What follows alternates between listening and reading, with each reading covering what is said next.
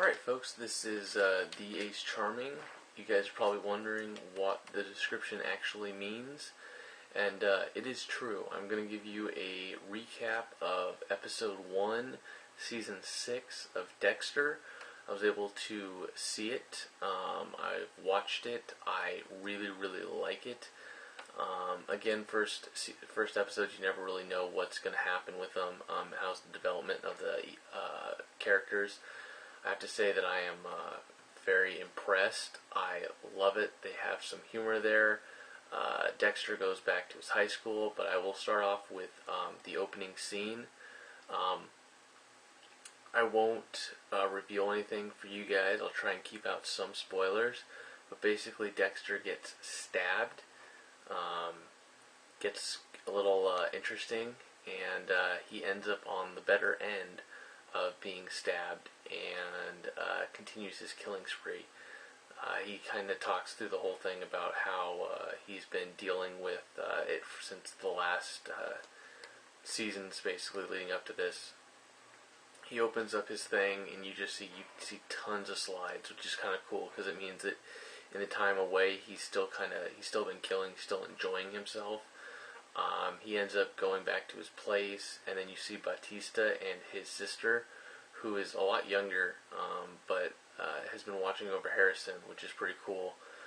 You do not see any of the two younger kids during this episode. A couple things that have changed. La Huerta has now been made captain.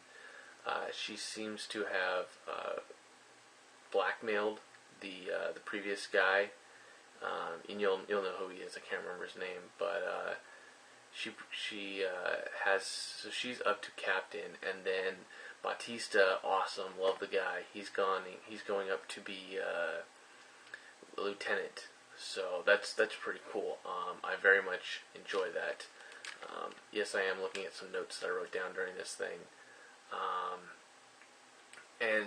When he goes to the reunion, his main reason for going there, even though everyone's kind of wondering why he wants to go there, is due to the fact that the only girl that ever paid attention to him ended up marrying the school jock, and he ended up killing her, or at least he thinks he killed her, just by seeing photos and reading the evidence. And so for most of the episode, he's trying to get his blood just to make sure that it matches the blood underneath her fingertips, so that he can kind of tell himself that it was okay to kill him. Very, very cool way that he gets the guy alone at the end. I found that very funny. This episode does have a little bit of definitely rated R in this one. I don't want to give away too much, but something I always enjoyed, because I have a feeling that this is going to be something that happens to me at some point. But he goes back to the reunion, and like all these people that never knew him just thinks he's like the coolest guy. Either he's the blood spatter analyst that everyone loves, they've seen him reading in the paper all the time, or they're condoling him for Rita's death. I mean, he's becoming a really popular guy, which he kind of hates, because he likes to be in the shadows, and he would like to have pursued this guy on his own. The way he gets blood from the guy is awesome. The way he gets him alone is awesome. And then mixed throughout this episode, even though it wasn't the main part of the episode, but you meet the villain, and the villain is a guy who's being mentored, it seems, by another guy. And again, we're going through another religious type undertone. I know a lot of people have been watching the premieres or the trailers showing it and everything. I don't think it's going to be as strong, heavily religious type stuff. I know he was getting into religion a little bit, but that's only because he wants Harrison to at least have a little bit more of a better moral code than he does. I mean, he loves his moral code, but he knows that he doesn't want to pass that on to Harrison, the dark passenger, and everything, so he wants to get him into a Catholic school and have him raised well. So I kind of agree with that on Dexter's part. But the guy is really cool. The older gentleman is a really calm, cool, collective guy.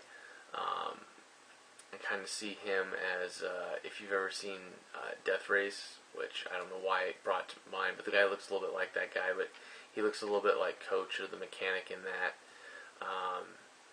But the evil guy almost shows no remorse. Reminds me also a little bit, if you guys seen the Da Vinci Code, of Paul Bettany's character, the albino, who just kind of kills just because the other guy tells him to. So I think that's going to be interesting dynamic as the episodes progress.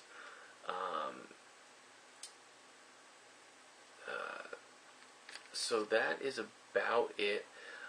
Season or episode 1, the first like 6 minutes actually recaps most of the first 5 seasons, which is kind of cool. For any of you guys who haven't seen it, I have actually before this watched the first 3 seasons.